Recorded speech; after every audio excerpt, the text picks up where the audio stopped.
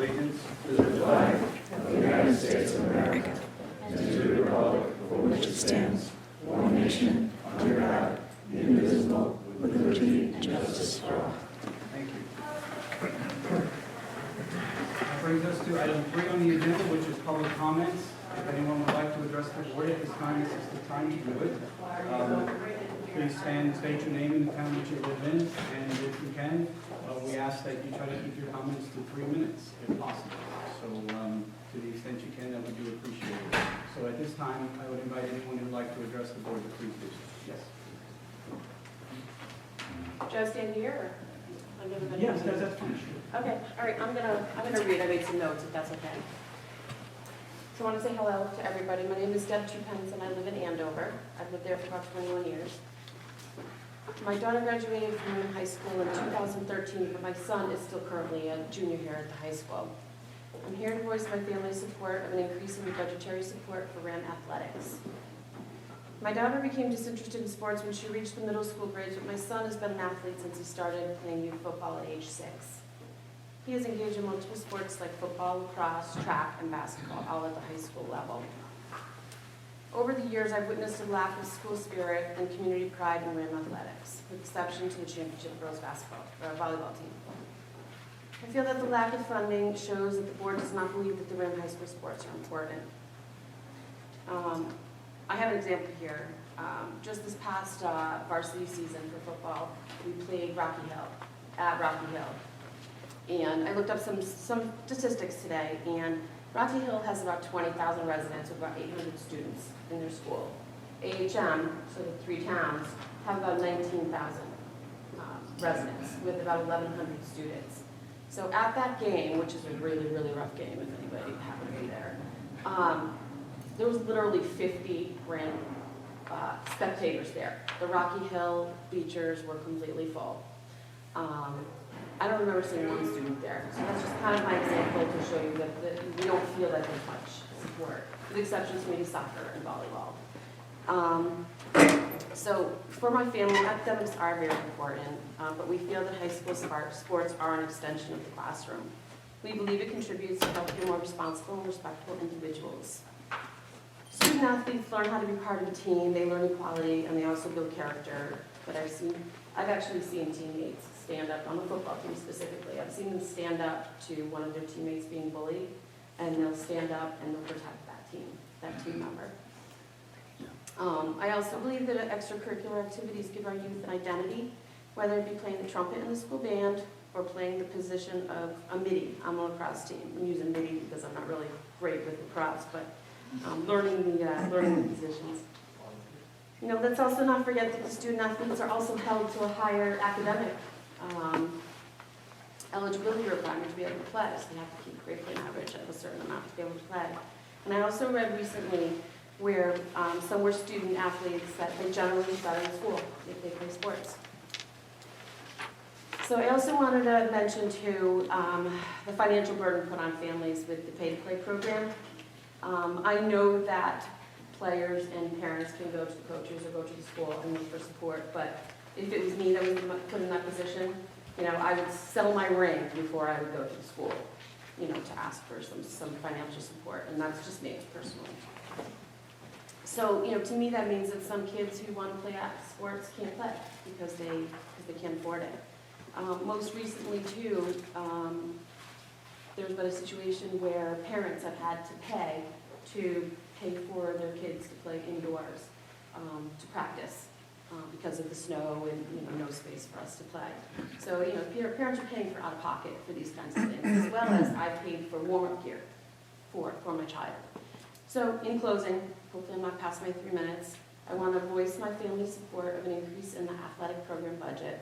I feel that these funds will help provide our student athletes with a more experienced coaching staff in some of the sports that will be equivalent to some of the surrounding schools, as well as decrease the financial burden of families of student athletes. Thank you very much. Yes, sir. Hi, my name is Eric Shevchenko. I am on the Board of Finance in the town of Andover. I'm speaking as an individual. I have 2 suggestions for possible cost reduction to the Rham budget that I'd like to share with you for your consideration. The first is that the middle school and Rham High School have separate administrations. Years ago, it wasn't that way. There was a single administration for both. I understand that the school has gotten bigger since then, but is now shrinking again. If the two administrations could be combined, there'd be some redundancy there, some positions could be eliminated, and get some cost reduction.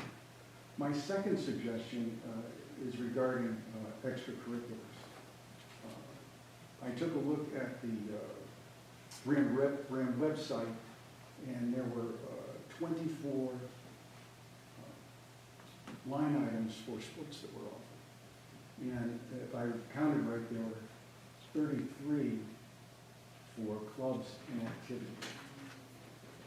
If you could take a look at that and see, I don't know how good your data is, but if you could find out what each of those line items costs relative to its popularity, if there is an instance where per student, some activities or sports are costing much more than others, then perhaps there could be a waterline, and the less popular could be eliminated if there was significant money associated with it. I thank you very much. Thank you. Anyone else? Vin Colonna from Amston. I just want to reiterate and share the thoughts that have been spoken already on the increase in the athletic budget. I think a lot of us have seen what's happened over the years. A lot of this has been pushed by parents, by board members. It's too bad that it's got to be set forth from the parents. We'd like to see some of it come from the administration, especially with the the people that are working. I'd also like to put my input in for full-time AD. Again, some of the stuff that's been done over the years, we had to first off start with the Rham campus cleanup, which we had to get a lot of help for. We had to call in help for the fields. We were able to get the track resurfaced, the safety netting for the tennis courts, and also getting Rich Calarco finally to come in and take over the fields. And I'd like to see, we're still at a disadvantage. I brought in, and I have some copies here, 7 schools in our area, in our conference, and also in our geographic area, all have turf fields, synthetic turf fields with lights. You can see that this week, baseball has a scrimmage, lacrosse has a scrimmage, softball has a scrimmage. They're playing in the gym. And the next thing that's going to come down is the gym floor is going to get damaged from all the play that's going on inside.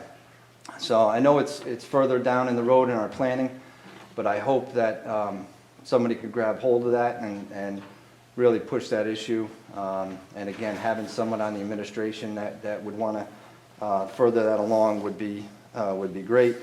I know there's probably going to be some calls in about the the damage. I don't. I have one more. That's okay. We can take pictures or Yeah. forward it. So thank you. The dangers of synthetic turf. There's hundreds of schools in Connecticut that have it.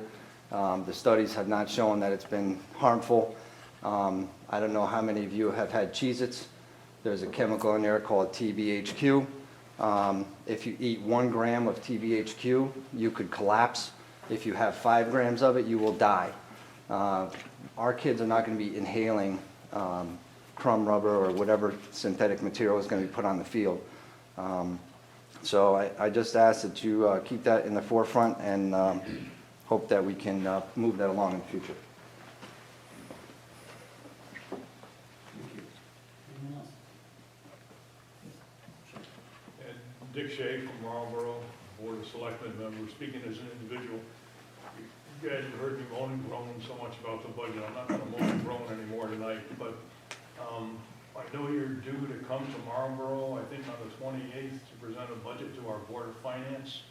because of our change in population relative to the other two towns, we're looking at a bigger bite at whatever percentage is settled on. I hope you can get as far down the road tonight and any other night before the 28th as possible to have as complete a budget as possible to present, because I'm expecting a lot of questions. So please do whatever you can to keep it down and get it finalized. Thank you very much. Anyone else?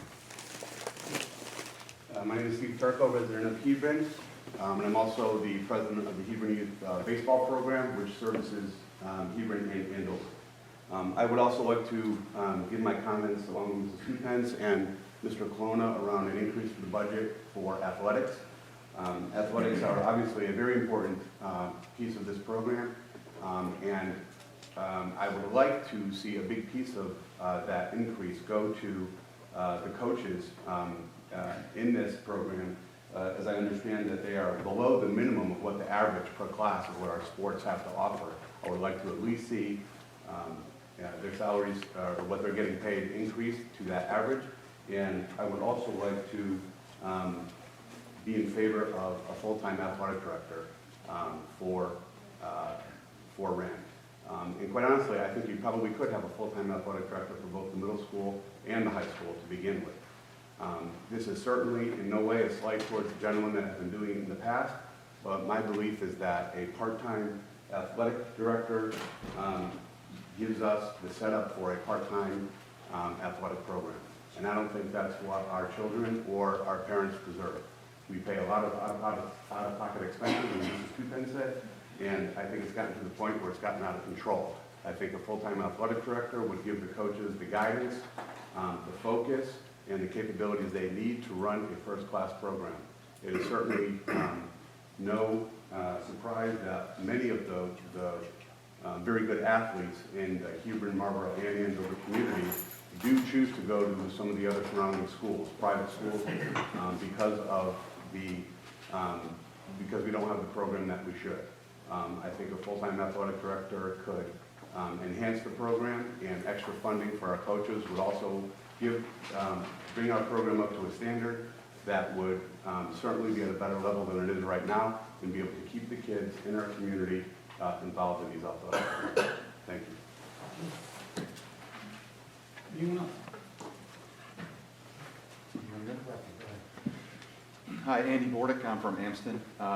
I echo what Stephen, Vin, and some of these other folks have said about supporting the improvements for the athletic programs. And we've been working really hard to look what's going to make us the most competitive and give the kids the best benefit for these dollars. I really appreciate the work you all do. I can't imagine it's very much fun. But when we look at these things, it's such a good investment for so many kids. If we can make some of these improvements in the support for what these kids do after school almost every day. I've gotten a lot of support. We actually started a petition for the football program and a few specific items, and we have over 230 signatures on that. I'm going to be forwarding to all you on the board so you can take a look at those, and I'm sure there's going to be people on there that you know. And just, if I could, right now in the room, just get a show of hands of who in this room is here and supports increased support for our athletic programs. So there's a bunch of us that are really passionate about this, and I know it's a tough year to do it, but really consider it. Once we get it moving, I think it's going to continue to grow, and it's going to serve those kids really well for not a whole lot of money. So please consider keeping those things into the budget and supporting those kids through other athletic programs. Thank you. My name is Paul Steiner, resident of Hebron. I'm also a varsity baseball coach, and I'm what all these guys are saying. I live right in the middle of that every single year. Part of the problem, and what I'm in support of is, for me personally, is for keep freshman baseball a paid position for our things where you take over the cost of that. We've had a freshman baseball program since 2005, of which since that time, Board of Education has given us no money at all. It's all been completely supported by volunteer coaches, been supported by my kids. Last year we got a bill for almost $3,000 for our freshman baseball program, which we fundraised for. Didn't take any money out of their pay to play for the kids that did that. There were some kids that are already paid. But we fundraised for it. We sold this. We did a youth clinic. We could use money for that. We parked cars at Hebron Harvest Fair. We did all that stuff so we could support our freshman baseball program. And one of the things that you don't understand is it was $3,000. That was probably the maximum it's been. Maybe in some years it's been a little bit more. When you're talking about getting 20 more kids involved, that's $150 that we're talking about you to support our program. I have, right now we're in Mildor, starting our practice, I have 55 kids coming out for baseball, of which if we didn't have a freshman program, I'm looking at cutting 25 to 30 kids, because we just don't have the space. With those kids, we can keep upwards of 18 or 20. And if you know, you all have kids, you know what the difference between freshman and sophomore year, it's huge. And if those kids come in and they're small, we lose those kids, we're never gonna get them back. So if they have to go other places, if they have to do anything, we lose them. And I'm proud of my program in that we've worked really hard to get to where we are. We're the last male team to win a state championship in 2004. I currently have 8 players for my team currently now playing in college. That's way higher than any other team. We have a player in the major leagues. I mean, if you've never played baseball, you don't know how hard that is. And I think part of that has nothing to do with me, believe it or not, as I think it is, but it isn't. It's part of something that we give them some work ethic to do. We try to give them, and that's something that they learn as a freshman. Sometimes success is dealt with years down the road, but if they've never gotten that chance, and I'll be honest with you, I'm tired. I'm tired of fundraising. We do it every single year. We got to raise $6,000 or $7,000 to just keep it going. We have to buy our own scoreboard, $16,000. Put our own dugouts in, another $10,000. We buy our own pitching machines. We buy our own baseballs. The kids' uniforms, we bought our own uniforms. The school bought us uniforms first time in 15 years last year. We used the ones to do it. They buy their own hats. Other than that, we try to give them as much as we possibly can. But it's a drain. And we're hoping that you'll continue to support freshman baseball for that regard, which means increasing the school budget for that. I'm pushing for that part of it. Again, it's $150 per kid.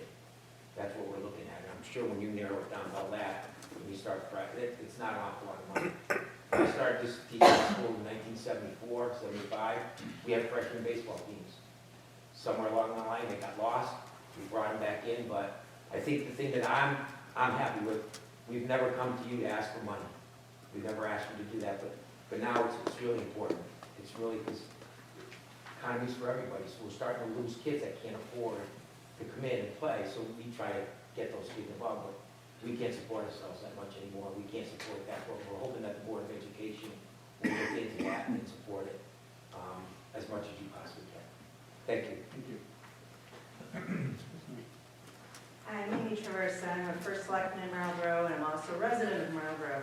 And as much as I sympathize with everything that I've heard tonight, the audience isn't representative of the town. I'm getting the calls of utter panic from a lot of the seniors and other people who simply cannot afford to live in Marlboro any longer. So without identifying corresponding cuts, I'm asking the Board of Education to make really wise decisions. Marlboro alone is being cut by $1.3 million. It's not town operations where those dollars are getting cut from the state. It's on ECS and it's on teachers' pensions. That's where the addition is. You can't have everything without a corresponding rise in taxes. You need to make those decisions, and I'm hoping you choose wisely. Thanks. Anyone else? Yes.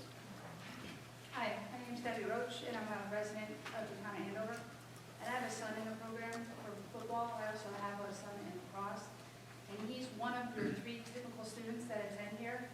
He's a sports-minded kid, and without the sports program and without us investing in that, he will get pushed to the wayside because he needs sports to be able to focus into schoolwork. He needs that avenue out, and he's just not, your typical drama or music kind of club guy. He's got to be out there, hitting either the basketball or the lacrosse goal net.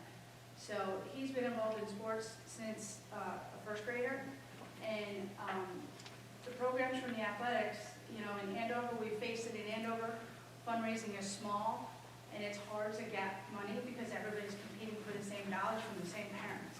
So we really do need to, think these guys need this kind of avenue to help them promote into school, and it will help them place better when they get into college. Because, you know, that would size them up for some scholarships, otherwise they might not be, you know, open to if we don't have a really strong sports program here. So I really hope that the board takes into consideration bringing in the strength conditioning coach, because it's definitely something that's very much needed. My guy, he was 140 pounds and he's 5'10", so the more muscle we can get on this guy, the better, you know, the next couple of years, so he can compete for those extra scholarships. Thank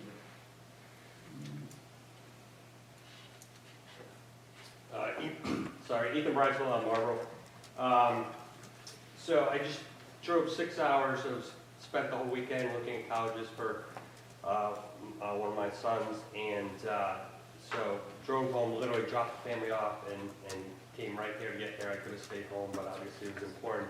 I wanted to be here for this meeting. But that's not why, and that's why I'm here. The whole ride home, I had a long time, 6 hours to think about a lot of things. One of the things was at all these colleges, and we were going through 3 tours at each, at 3 different colleges. And the one thing that resonated with me is obviously they knew people coming in, first impressions, how big they are.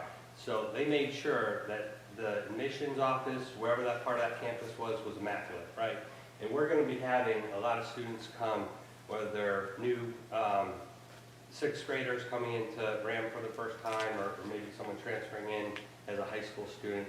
And I know when the budget was presented, there was a decision package on capital improvements. There was actually a couple of them. One in particular, though, was just on sidewalks and surrounding infrastructure. And I know that's a thing that's been kicked down the road for years. It's never the right time. This year's not the right time because the proposed state cuts. Well, if it's never the right time, it's never going to get fixed.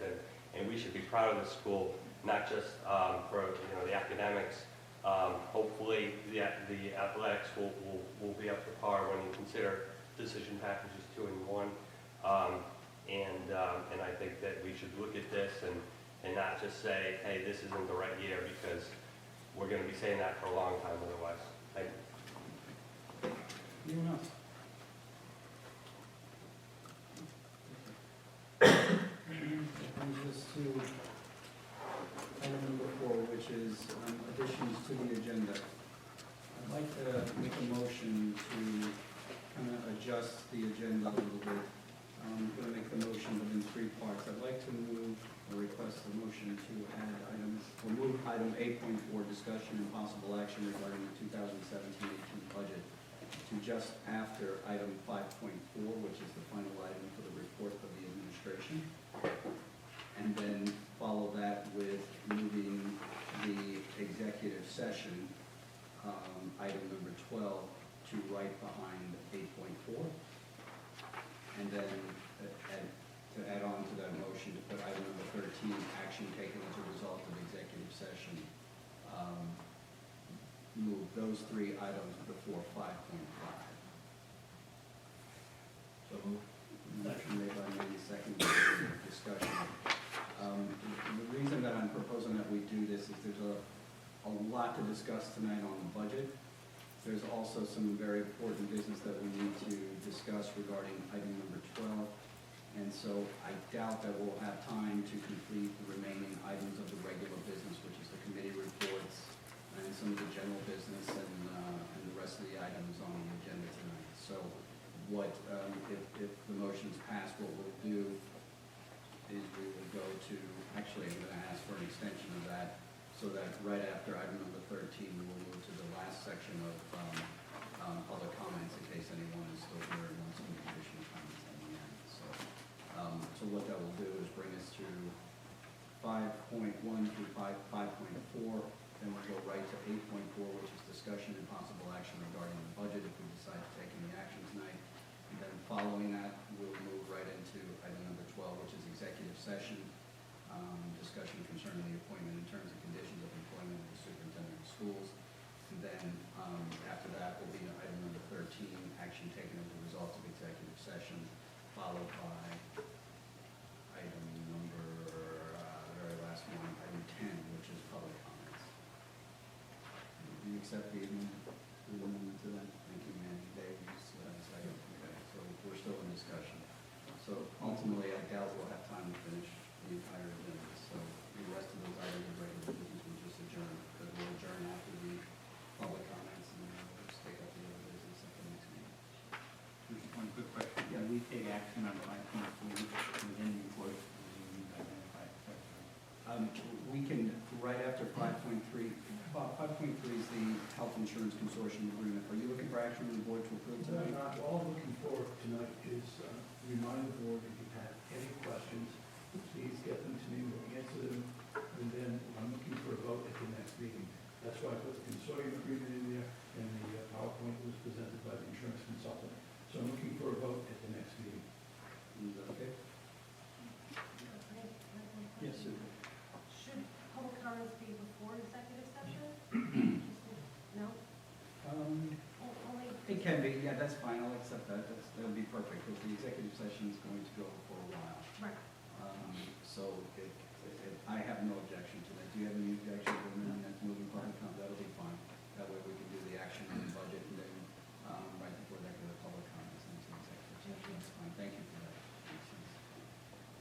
Okay. Any other discussion, questions, concerns? Hearing none, all those in favor of the motion as proposed, say aye. Aye. Any opposed? Abstentions? Motion passes. Thank you very much. So that brings us to item, are there any other additions to the agenda? Thank you. Hearing none, I'll move on to item 5, report of the administration. Dr. Szymanski, 5.1, review and budget timelines and implementations. I just wanted to make the board aware that tomorrow we'll be placing an ad in the local newspapers, and the ad will be published on Friday the 24th. And just to remind everybody that on April 3rd, in the auditorium, will be the public hearing on the budget.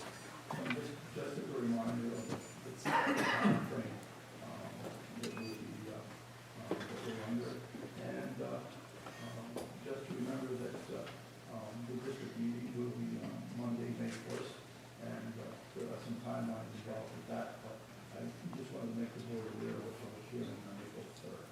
What time? Sorry. The public hearing is usually at 7 o'clock in the auditorium. Did everyone hear that? Did you? The public hearing on the budget is scheduled now for May 1st in the auditorium at 7 p.m. Yeah. Is my mic on? No. I can't, I'm not here. You hear It's that? on, it's on, and it's close enough. That's up real close. You said April 3rd. April 3rd or? April 3rd. Oh, April 3rd, sorry.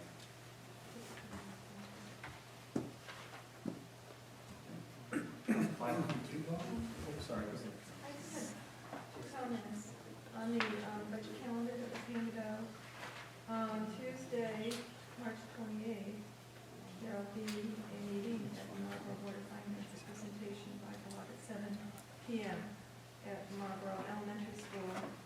And someone mark that down if you plan to attend. And then April 5th, on Wednesday, there'll be a mini breakfast and a presentation of the budget or discussion at the Marlboro Senior Center for the seniors at 10 a.m.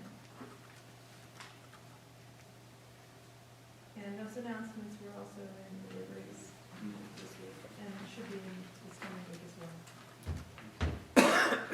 One other thing regarding the budget, I'll be presenting the budget to the Hebron Boards of Selectmen and Board of Finance tomorrow evening at the conclusion of the Communications Committee meeting. Thank you. 5.2. Okay, continuing with our presentation of various departments, I'd ask Ms. Davis to come up. She'll be presenting on Donis, the Director of Special Education, and she'll be making a presentation on the special education budget. With her is one of the department heads, Daniel Mooney. Do we have a microphone that we can put on the table?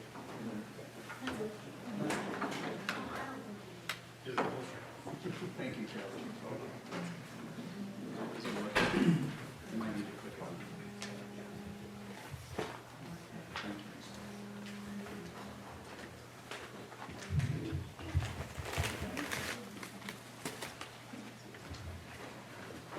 actually put a microphone up here, now I got nervous. Good evening, everybody. Danielle just passed out some talking points I want to go over about our special ed programming and how we look at Region 8, the students we serve, and just some details. A couple of the things I'll go over with the board, and then, of course, I know you have lots of questions and concerns and some things that I've heard coming up throughout the last couple of weeks. Everything that I will be addressing tonight does come out in is coming from somewhere in the document that we give to all parents at the start of the PPT process, whether there's a child who's been identified for special education, is in the process of, or has been referred. So we're going to take one, pass them around. And the first thing in my list, well, first of all, I should do introductions, I apologize. I'm Dawn Davis. I've had the pleasure of meeting all of you. Danielle Mooney is our department chairperson for the high school. Our empty chair here holds two purposes. First of all, it would be for our third member of the leadership team for special education, that's Christine Hartwig. She is the coordinator for the middle school special ed programming. She's at grad school tonight, so I apologize for not being able to make it. So that's one purpose for this chair. The other purpose for this chair is for the child that we can't name names, the child that I can't give lots of information about, but I learned a long time ago, and anytime I started a department meeting or a staff meeting, putting that chair there helps me to remember that we're always talking about a child. We're always talking about a child's needs, a child's disability, a family crisis, multiple things, but I always leave that chair there just to remind me that we're talking about a child in addition. So we'll leave this chair, even though Christine's not here, just to symbolize. So going into the handout that I just gave you, we clumped together some of the pages where if you're looking for key information about some of the details we're speaking tonight, this serves not only as a good tool for our parents when we are involved in the special ed process with parents, but also for your own knowledge. I like it because it's a little better, easier to read than some of the other special ed documents we have to read that are kind of really dry and boring. This is really geared towards for families to read. The first several pages are commonly used terms. As you know, people in special education, people services, we tend to talk in acronyms. So I apologize, but the nice part is here's some terms that we'll commonly go over. The first 6 pages after that, pages 1 through 6, is an overview of the process for special education. Pages 6 through 8 talks about the process of evaluating for students, and that also includes what we call the IEE, the individual education evaluation. We'll talk about that a little bit later on. Because Region 8 is a grade 7 through 21 district, meaning we have to support students in transitional needs. Not everybody is school and career ready when they turn 18 and exit Rham High School or their programming. Sometimes they're not ready until they're 21. Sometimes they're not ready until they're 29, but the district has a responsibility up until the age of 21 to support students' learning needs. So that talks about transition. Pages 11 and 12 talks about placements, and the other booklet that I didn't bring with me, but is written there in italics, is Students with Disabilities and Parental Choice in Connecticut. That's available on the state website. That highlights for parents their rights as a parent in Connecticut for their children to be able to attend not just their schools in their district, but other opportunities. That includes magnet schools, technical high schools, charters, and things like that. So if you, I took it verbatim right off the state website if you're interested in looking at that. Pages 14 and 15 deal with disciplinary procedures, and pages 16 through 20 is the special education complaint resolution process. Fortunately, we don't get to that very often, but that's there and it's spelled out very clearly. I just provide you with a copy of the notes for tonight's presentation, and after we get through that, I will be sharing with you just some breakdowns of our outplaced students and some descriptions of our special needs students that are placed in BOAGs and magnet schools. So the first thing I want to talk about is where we serve students from Region 8. Rham Middle School, Rham High School, obviously those are our home schools, that's an understood. We also serve students in private transitional service programs for the 18 to 21-year-old population. We do serve some of our children in that age group and in that population. Still, they continue to maintain programming here at Rham, but they often can go out as well. We have students that attend other legal education agencies, like Lyman Memorial, they go to the VOAG program. We have in the past had some partnering with other school districts if a student couldn't be in our school district for some reason, but needed like an alternate place, but a similar program. We might share programming with Colchester or Montville, but surrounding towns. We also have still students in the REST programs. Our REST is EastCon, so we have in the past also had children that attended programs in the Learn REST as well. We have students in magnet schools. Those magnet schools include EastCon magnet schools, Learn's magnet schools. Learn does have magnet schools up here in the northeast corner. CREC has many magnet schools that are in our neighboring Hartford, East Hartford area. Hartford Public Schools has their own magnet programs as well. And then some school districts have magnet programs. We also serve students that are homebound with a appropriate medical documentation that requires them to be tutored or taught in their home setting or an alternate setting like the school or the town library or things like that. We also have a responsibility to serve students that are hospital bound. When a student is placed in the hospital, it can be a medical reason, it can be a psychiatric reason. When they're there for 10 days or more, we are responsible for paying for the tutoring program that takes place there. And we have a nice working relationship with the local hospital. Sometimes the kids are out of state as well, and we work out programming so that the children are able to continue to work towards their class completion or for their credits that they're working on. Places we don't serve students. Parentally placed private schools, such as places like Xavier, Mercy, boarding schools. Once a child enrolls in a private program such as that, they withdraw from Region 8. We are not responsible for their special education servicing. Unified School District Number 2, this is DCF placement. So when a child is placed in a hospital or group home placement through DCF in their district, their district, they withdraw from Region 8 and they become under the umbrella of DCF. Homeschooled students. When a parent decides that they would prefer to provide educational programming on their own with their child, they withdraw their child from Region 8 or from any public school to attend homeschools. At that point, we are no longer responsible for special education services. I did make a note here. It says child find responsibilities do not go away.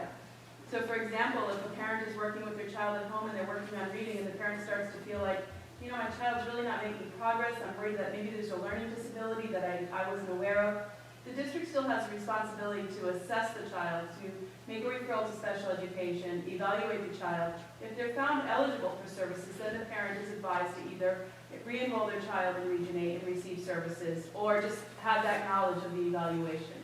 But the child found responsibility, the evaluation responsibility still lies with the district. And then the last one is withdrawn age eligible students. Students can withdraw legally with their parents' permission at age 17, on their own at age 18, whether or not they've completed their program of studies and become what we unfortunately call a dropout. They've dropped out of the regular education setting. At that point, our responsibility to provide special education services stops. Now, if you want to caution the board, the parent still has the right, and the child still has the right, if the child has their own legal rights. If the parent has custodial rights, then it would be the parent doing so. Up until the age of 21, they still have that right to be able to refer back to special education and come back to the district for assistance. So it's not a one shot. You don't withdraw from the school and the region is absolved forever. We still have a responsibility should the parent or the child, when they're of legal age, decide to try and come back and receive services. So who is a Region 8 student? They're children who reside in one of our 3 sending towns with their families. That's the typical way that a child gets here. They're students placed in the sending town by other agencies. So a common one is a DCF placement. A common one could be a child is sent to live with their grandparents because the parents aren't able to care for the child any longer. The parents sign over custodial rights to the grandparent. If that grandparent lives in our 3 towns, then that grandparent becomes the custodial parent and Region 8 is responsible for that child. We also, in this setting, also can have DCF group homes, foster care placements. So when a child is placed in a foster care placement here in town, and the child has no nexus, That means that the child doesn't have their own town that they came from. For example, a homeless child was placed at a particular foster home in DCF's care, but placed in a foster home here in town. But they were homeless, they had no nexus that to fall back upon. They become our responsibility for special ed servicing. So there's a lot of little unique ways. It's not just who lives in town with their parents or with their families. There's other legal obligations that we do have to adhere to. When there's a question, I will tell you, there's a lot of literature out there around the Homeless Act, around child-defined responsibilities. In addition, we also work very closely with our legal counsel to make sure that when a situation comes up, and we just had a situation like this 2 weeks ago, that a child was maybe living in town, maybe not, DCF wasn't sure, there's all kinds of things around that. I called up our board attorney and I said, what do we do? What do we got their input. And it turned out if the child at this point is not our legal responsibility for programming, and the child still falls under a different umbrella. But we're also very careful to make sure that we follow all the rules. First of all, to make sure a child's receiving a program that's appropriate, but second of all, to make sure that we're not absorbing responsibility when it might be another LEA's responsibility. Here's the big question, the question we're all here about tonight. How do we currently fund special education costs? The first one is the topic of conversation tonight, the LEA budget, Region 8's budget. We also receive an IDEA grant. That is a 2-year cycle grant, and we are in the process right now of writing the application for the 17-18 grant cycle. The excess cost grant, this is the one that probably causes special ed directors the most lost sleep at this point in time because excess cost is being rewritten. That is part of the governor's new proposal to fund and support education programming. We don't know what that's going to look like right now. So we talked about, you've heard Dr. Szymanski refer to it. We've put the projections in, what we think we're going to get back based upon what we got back last year and the percentages and all of that. We're told now at this point it's probably going to be something similar, but many districts are struggling. Do we put that in as a possible reimbursement? Do we keep it out and just deal with the growth budget like we're doing right now? So all districts across the state are dealing with that question. We really don't know. The fourth way that we fund special education costs are Medicaid reimbursement. And that's we recently this year became, with Jane's help and with folks like Danielle working really hard, we hooked up with a service, CompuClaim, which is a commonly used service throughout the state by many special ed, many districts. And our Medicaid reimbursement is coming up. We also this year are in the process of being able, for the first time, to be able to claim reimbursement for 504 plans and for student transportation. So there's many ways that we're learning and many ways that are changing how we're able to get reimbursed. And then the last way that we fund, and this isn't a big way, but I just put it on there because I want you all to realize as a board that we do bring in tuition students from other districts. Right now we have 3 students, and these students come from neighboring districts. They come to our school because we have a program that they need that's not being offered in their school district. So what happens is we charge, obviously, the base rate, what it costs to educate a student at Rham Middle School or Rham High School, and then in addition, we also charge that district for all the services that child receives. If that child receives an hour of speech a week from RSLP, we make sure that that's charged. If that child is receiving, that child's in a really comprehensive special ed program like our STEP program or something, we charge accordingly. So it brings in a little bit of revenue, but it's definitely not intended to offset any major costs. I just want you all to be aware of that. We are in the process right now of, there's a couple of families in neighboring towns that are working with us in order to place students for next year. It was really exciting. You should know, one family sought us out directly, and their child has incredible special needs. And they came through and they told me, they said, we've heard so much about your handicap program for our children that are significantly handicapped at the high school level. That's where we knew we wanted our daughter to be. So that is an important part of working with the communities nearby. Danielle's going to talk for a moment about how we serve students at Rham. I'm really fortunate. I like what I do every day. The middle school has co-taught classes on all core subjects on all the teams. We also have functional academics in math, English, reading, and adaptive PE. And then the parent-supported electives for our students, regardless of their cognitive abilities, out on the mainstream. Yeah, that's great. In the high school, we have a lot more opportunity. Right now, we're co-teaching all level 2 core classes, 9th through 11th grade. We do have a co-taught applied arts also. We have a bunch of functional academic classes that are geared really to one-to-one individuality of their curriculum. It can be done with a paraprofessional, with a teacher overseeing it, and it varies daily. We've been able to produce math curriculum, also while working in the community, which is great. We also have basic reading. We have basic reading for those who might be in the 2nd, 3rd grade, also those who might be needing some dyslexic type instruction. We have basic English, basic science, basic social studies, and we also have adapted PE. And we're fortunate to actually have a great functional academic program of daily living skills, where we're reteaching or teaching students how to be successful after high school with cooking and shopping, daily living. We also have a lot of related services, speech that directly work with students one-to-one, or they might push into a classroom. We have occupational therapy that does the same, physical therapy. Our BCBA works directly with students or as a consult, which helps us with some of our behavioral concerns. We have counseling, which is individual, group, and then of course all those people do evaluate. We have a large evaluation team here in district. Right now we're currently testing all 504 students with ADHD, and our academic, psychoeducational evals are pretty large right now. So we have That comes out of a mandate from the state recommending that we make sure that students that are on 504 plan for ADHD don't have other underlying issues going on. So we're fortunate to in-house that a lot of our dyslexic testing and such can be done in-house. Our STEP program, each has 6 students in middle school and high school, and those are for our students with emotionality or behavioral concerns, anxiety perhaps, and we are meeting our goal of getting them back into school in regular classes.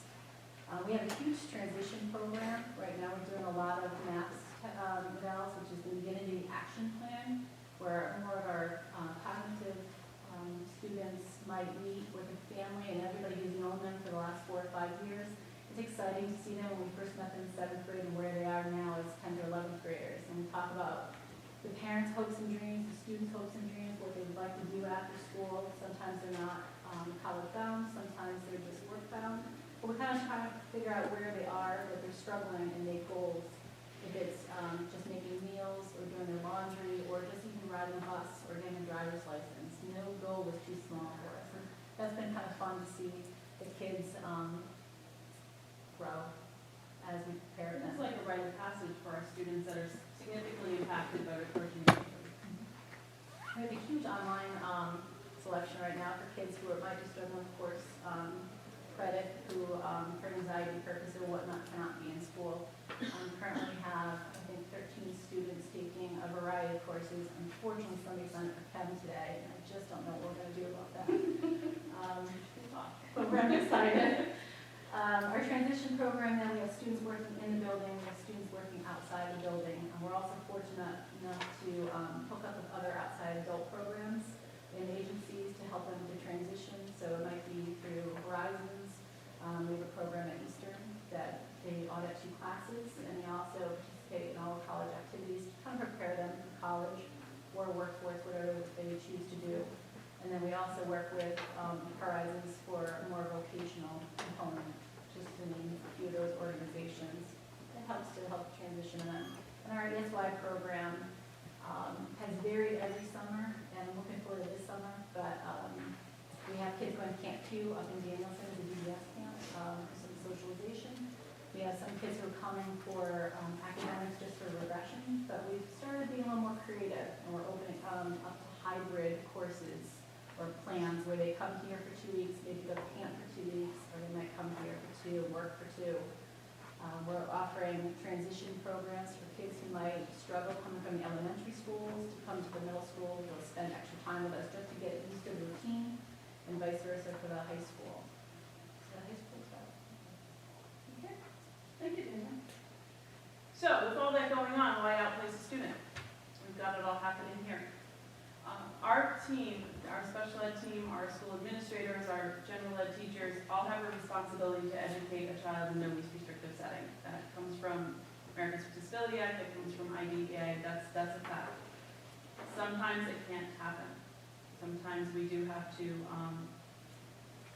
the best general ed classes, the best special ed classes, the best program that we have in the building is not enough for that child. They can be required for a variety of reasons. Typically, the biggest reason we have here is for safety. When a child can no longer be safe in this building, either to themselves or to others, that's a common reason for outplacement. Quite often, that outplacement involves not just programming, but intensive evaluation, perhaps a diagnostic placement, and then we either can pull them back in eventually, or they're really not slated to stay in the regular setting. Other times, we're unable to replicate the same conditions that an outplacement would have, able to replicate those conditions inside of a large setting like Rham High School or Rham Middle School. And then the third reason that I listed here is the student's not making progress in the school-based program. We might have a child that's presenting very unique or very extreme behaviors or social emotional needs, and they're just not able to, despite the best of programming, reviews, evaluation, we're not able to get them to make progress. Those are slower outplacements. Those don't happen at the drop of a hat. Those usually happen after many months or many years of not being able to have that child make progress. And then we've got other children that have made progress, and they have a very, very highly individualized program here within the building, and they're successful here. It depends on many variables and many factors. And then the last reason to outplace a student is due process and parental disagreement procedures. If a parent feels very strongly that their child cannot get the education that they need because of their special needs within the walls of Rham High School or Rham Middle School, we may reach an agreement through, and that usually involves a due process. It involves a mediator at the state level, attorneys on both our side as the legal education agency and the parents. And we have a handful of cases like that right now. The costs associated with an outplacement. You would think that it would kind of be like going to the store. You can pick one off the shelf and say, okay, I want this one, and I want it here, and I want these. Everyone varies. They all have different focus. They all have different strengths, weaknesses, and they're all over the state. If you've seen a map of where our special ed placements are, they're incredible. My little Ford out there has put a lot of miles on in the last 6 years, just driving to different placements. So the primary cost, of course, is tuition. Children go to a program, the tuition might be a set fee for every child, and then you have added on related services. That's that line item you see later on in our budget that is for related services outside of the district. That's what that is. That's this extra services that a child might include. That includes speech, occupational therapy, physical therapy.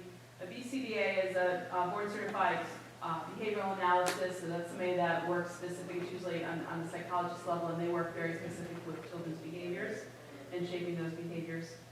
Other supports, these are people such as paraprofessionals. A child might require a one-on-one adult with them. They may need nursing care. They may need nursing care the entire time, one-on-one the entire time they're out of the building. And then another support is assessment. We may have to send somebody into the program to assess at a higher level. The other major cost is transportation. It's very individualized. We have kids all over the state. And one of the biggest problems that I have is and I'll talk a little bit about how we figure out the cost for transportation. But the problem is we live in this beautiful rural setting and everything takes 25 to 30 minutes to get to somewhere. That's just to get to the grocery store or to the bigger towns. Then on top of that, you've got the time it takes to get to the programming. We do not want to put a child with special needs on a van for more than an hour. Anything more than that, we're talking about children with autism, with medical needs, with a variety of reasons that they're going to these specialized placements. They're in school for 6-7 hours a day. Then on top of that, if they're on the van for more than an hour, it's usually a detriment to their well-being. And so we do look to keep them, to limit the amount of time, recognizing that we can't put every single child in a limousine with one-on-one door-to-door service. We are very mindful of how we do that. And then the other costs associated with outplacing a student, just like if a student is here at Rham, are the costs for extended school year. When we choose to, or when we decide as a PPT to put a child into extended school year services, it's for two reasons. It's either, first of all, we're concerned for them to be out of school for 10 weeks will result in severe regression. that they will not recoup over a short period of time, or that they are so significantly impacted, whether it's cognition or behavior or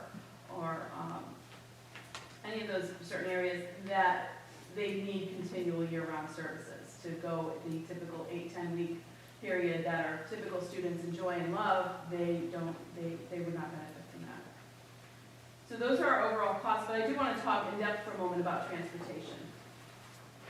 In district transportation, we use one van. We typically use one van. This is for the kiddos that might need to go work at Ted's grocery store as part of their work experience, or the child that's here for a partial day because they have a concussion and they can only come to school for 3 hours a day.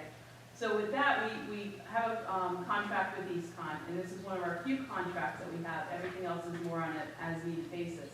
Under this contract with EastCon, we have the one van, and they go around town. They do our work experience, our partial day, and some of our local trips. Danielle spoke earlier about kids going to the store to go shopping as part of their functional programming.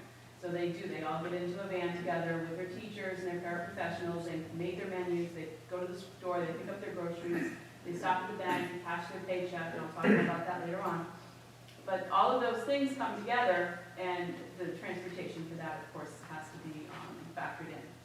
But that's part of that in-district, that we try to use that van as much as possible. It's at our use the whole time. Otherwise, we shop between a couple of vendors. And typically right now our best pricing that we're getting is from EastCon and Access are the two companies we work with. We're cautious not just about that we have the best pricing, but we want a reputable agency or program, and we want to make sure our kids are taken care of. And I will tell you, I personally have to send a Christmas card to the manager of Access because that fellow takes such incredible care of some of our most neediest kids. He and I have had long conversations over the weekend when a child has gotten arrested or has to be hospitalized or something that's come out of an incident on his bus. He is so dedicated to our staff. So it's just incredible to know we have that kind of backing. And of course, we have the same backing with EastCon. So typically what we do is when we find we have to transport a child, we go back to those two agencies, and Karen Perkins, who is our transportation secretary, she gets the parameters from myself or Christine or Danielle, whoever's placing him, and she gets right on it with them and she gets the best price. Some of the prices we work, some of the ways we can also work to bring that down is we ride share with other districts. I was just before this meeting tonight, I was meeting with my colleagues from the region. We were just meeting up at Andover Elementary School, and we were talking about a few placements, and it turns out there's three more placements that we can collaborate together on ride shares. So typically, when we're working with a small van, and we're trying to get to a certain destination, it's a per seat price. So, for example, if the van is $240 and there's 4 seats, the van costs us $240, but we can break that up. So if I've got 2 students on that van, and Andover's got one, and say Hebron's got one, well, I'm going to pay $120, Andover's going to pay $60, and Hebron's going to pay $60. Together, we come up with a better price. Every single child that has transportation on their specialized programming for outplacement, we have looked at those carefully. They change over time. When something changes, perhaps Andover suddenly stops sending a child, or we wind up with an extra child here, so it's a constant movement of flux and monitoring. The other thing I have to point out is every child is different. And I'll talk a little bit in a few minutes about individualized programming, but we have some children that because of the nature of their violent behavior, their unsafe behavior, they have to be on a van with another adult, or perhaps a nurse, for their entire ride to and from school, and it can be the only child on the van. So this is the nature of the child's disability, this is the circumstance that it is, but I wouldn't want to be the one to tell the other parents that we're going to your child has to be on this van too, but it's not safe. That's not an answer for anybody. We only do that in the most extremist of situations, but it has happened. In town, when we are transporting and we have to have an adult on the bus for safety, for monitoring, perhaps a child's not verbal or gets up and moves around, we will use our own paraprofessionals, and they will change their terms of employment to have them maybe ride a van in the morning or ride a van in the afternoon. It definitely saves as far as cutting down on having to contract that service. And in very extreme cases, we have also reimbursed parents when they're